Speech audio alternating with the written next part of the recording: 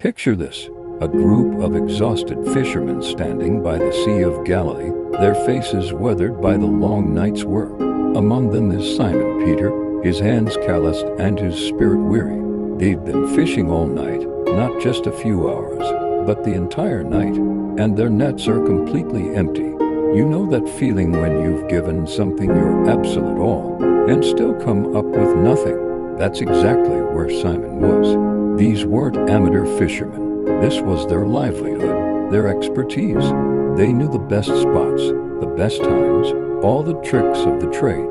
Yet here they were with nothing to show for their efforts.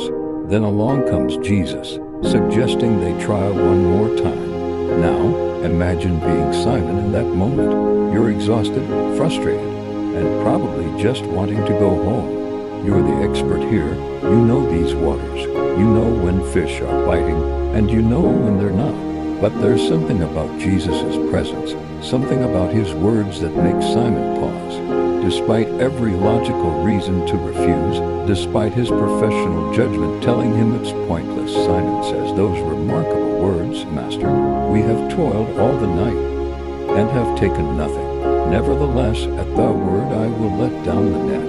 That nevertheless is where the real magic happens.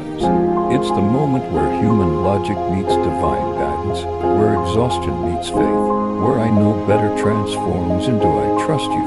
Simon's response teaches us something profound about faith. It's not about waiting until everything makes perfect sense.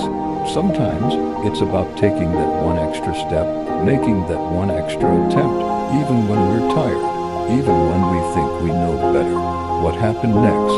Well, the nets filled with so many fish they began to break. But the miracle wasn't just about the fish.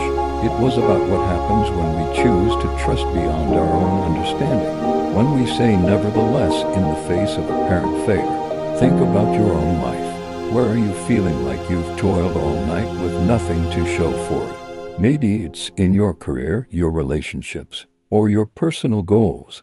Perhaps it's time to hear that gentle voice saying try one more time, and like Simon, find the courage to say nevertheless.